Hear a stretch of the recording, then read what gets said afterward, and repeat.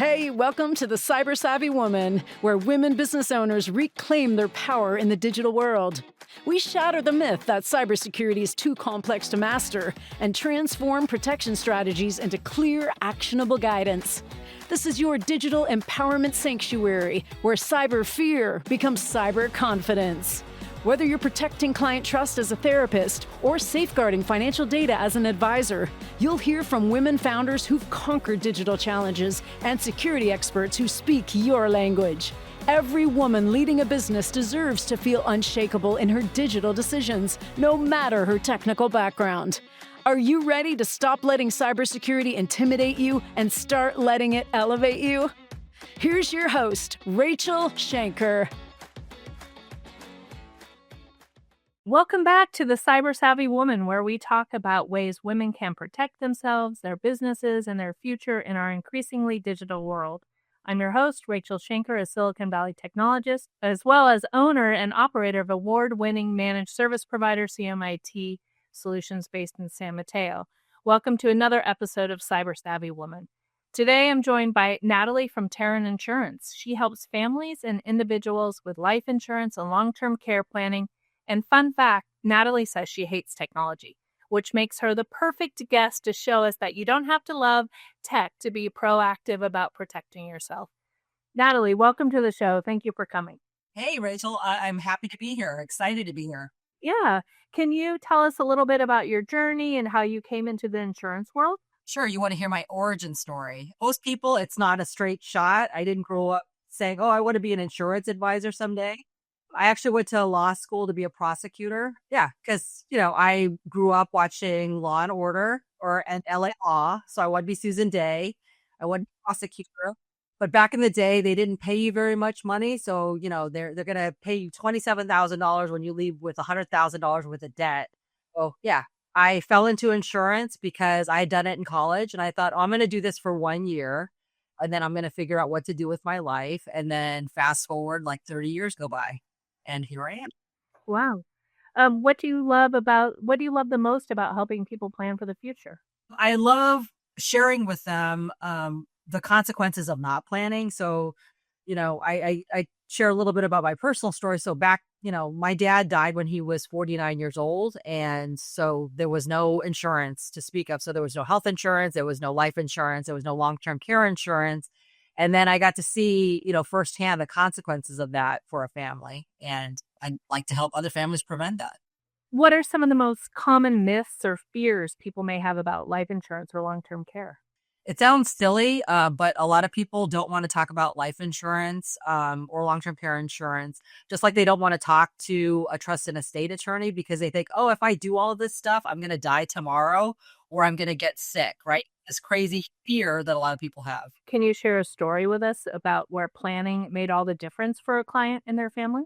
Yeah, so it's funny, less about a client story, but I was on a panel, I'm going to say 4 years ago during the pandemic. So I was on, like a Zoom like this, and I did a presentation. I shared the story about, my family and kind of the consequences.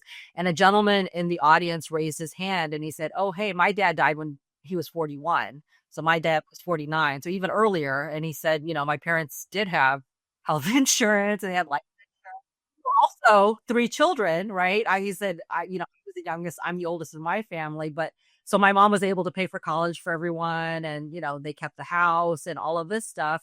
And then in my family's case, it was the exact opposite. Everything, my mom had to sell the house and all of that stuff. So it was sort of, I was the cautionary tale for that panel, right? Versus this gentleman who was like, oh, if it's done properly, this is what happened. This is how it turns out. In my world, cybersecurity is about preparing for the what-ifs. Insurance is very similar. If we're planning for risks we hope never happen, how do you help people think about their own what-ifs? Even though I know like death and taxes are 2 known entities, but how do you help them kind of get over that hurdle where, maybe they don't want to talk about it? Yeah, but like you said, it's what do you do if, just like with cybersecurity, like what happens if, right? So it's prompting those uncomfortable conversations because obviously people don't want to talk about it. We don't want to talk about getting sick or dying, but you say, well, those are realities. So do you have a plan in place? It's probably no different than if you said, "Oh, you retire, you're planning to retire at age 65. So do you have a plan in place?" Yeah, yeah, and you help them kinda get that plan. If someone does feel overwhelmed by technology and financial planning, what do you think one small empowering first step that they can take would be? I love the idea of talking to an advisor, right? So everyone, especially here in Silicon Valley, they're all about DIY, but I feel like you'd become overwhelmed with the prospect of, oh, I'm going to research this, then I'm going to learn this, then I'm going to do that. And then oftentimes we don't do it versus picking up the phone or reaching out to someone like you or me to say, hey, I have a question, right? And that gets the ball rolling. I definitely see that also. I get the comment from business owners how they like to dabble in tech, and so therefore they build their own tech stack to their own detriment because they don't know what they don't know. And yeah, it's nice helping them fill in that gap and making it complete. That's what I enjoy. What advice could you give to women who want to feel more confident making financial or insurance decisions for themselves, their family, and their business? The one thing that I'm going to say is that this is, I think, a deficit for a lot of women where they feel uncomfortable, whether it's about tech, because I can speak to that very personally. I don't know anything about tech. I don't like tech, which is why I like, relying on you for that stuff. The same is for financial decisions is, if you start having the conversation, it forces you to become more aware of what's happening and to learn more about it, which I think is really important. Uh, it's knowing exactly, how you're invested, what you're invested in, what your future plans are, what you do want to protect or don't want to protect for your family with insurance. I mean, these are all, I think, important considerations.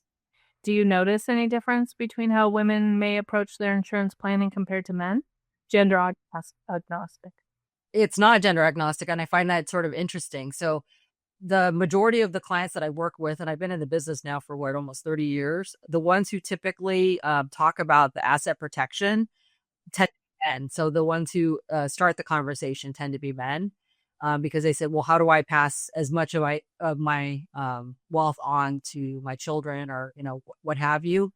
So they tend to initiate with, it's funny enough, but with long-term care kind of stuff and concerns about, with healthcare and that women are the ones who will say, oh, how do we take care of this? Because, women by and large are the ones who are providing that care. So they want to say, so what happens to me? Yes. Yeah. Who's gonna care for me? Yeah, exactly, for sure. Can you share a story of a woman client who really took charge of her planning and inspired you? Yeah. So I will say the last, both cases happened recently, two women who kind of took the bull by the horns and said, oh, I need to talk about this, this, and this specifically. And I thought that was amazing, right? The husband sort of said, yeah, I helped to build this. And now, my wife has decided she's going to take charge and see how assets are distributed, what's going to happen, and how I want this plan to go. So it's been very refreshing. Is it more of a generation Gen X than millennials, or are you also speaking with the millennials? Are they interested in planning, or is it more of our generation? It's more, yeah, Gen X and above, right? Millennials, it's funny. It's harder for them to wrap their heads around because they think, oh, I'm way too young for this, right? And also because millennials had children later in life too, right? Feel like, oh, I'm still dealing with my kids who are still very young. Why do I need to do other planning? Yeah. Well, and I think one thing that I saw in ours is that my partner always got those insurance products through his company, right? And so I think that's something is like I never realized, oh, you should be doing that outside. I mean, that's fine to give that as a benefit, but you should also be supplementing for what happens when, if you leave or they, what to more robust planning than just relying on the corporation. Right. Right. Absolutely.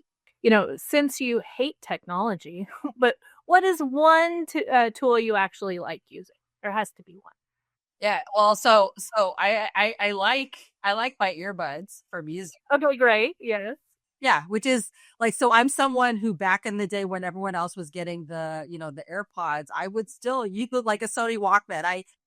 Right? Like I not like to conform to like, oh, you need. And they're wireless earbuds?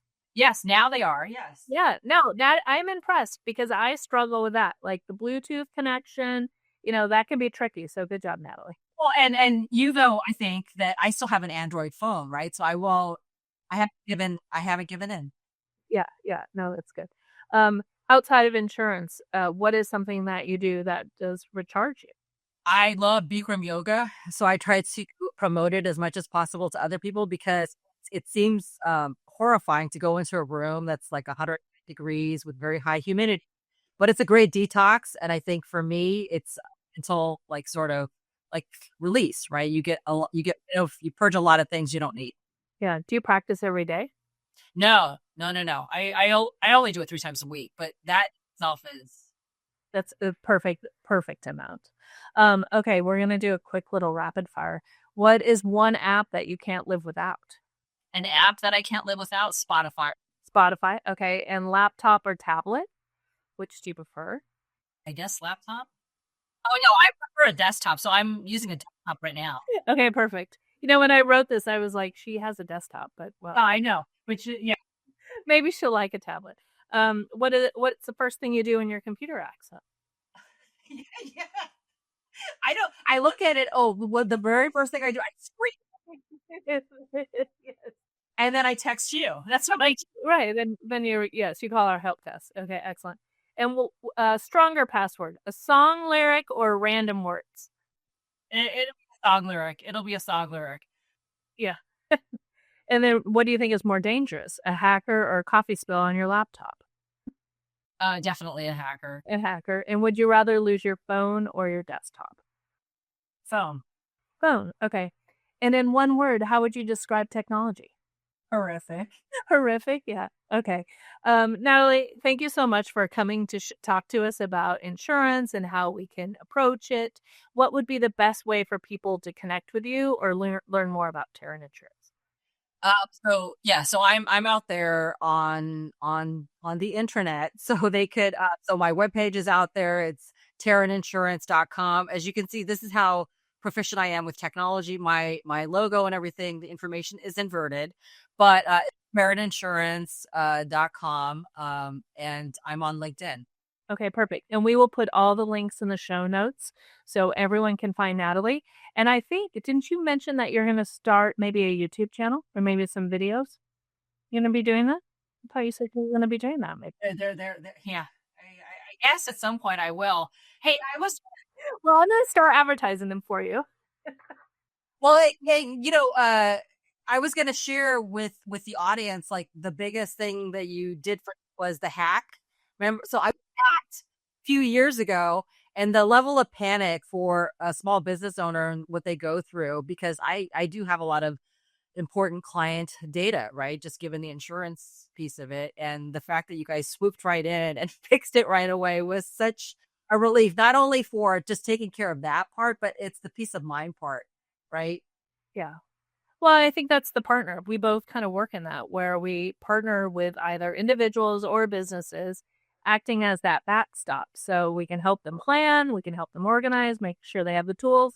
And when there is a crisis, when somebody passes away or they get sick or they get a hack, we're there to help them, and we know what to do to make sure there's minimal impact to their day-to-day life. And that's my goal, but I know it's the same for you too. Natalie, I just want to thank you for bringing such a refreshing and human perspective. You've shown us that protecting our future, whether it's through insurance or cybersecurity, it's about being proactive, not just being perfect. So thank you so much. Thanks, Rach. Yeah, that's that. The Cyber Savvy Woman podcast requires more than a conversation. It takes action, research, and collective wisdom. If today's episode resonated with you, we'd love to hear your insights. Join the conversation and help us shape the future together. We'll be back with more stories, strategies, and real-world solutions that are making a difference for everyone. In the meantime, be sure to subscribe, rate, write a review, and share it with someone you think would benefit from it too. Hey, thanks for listening, and see you on the next episode.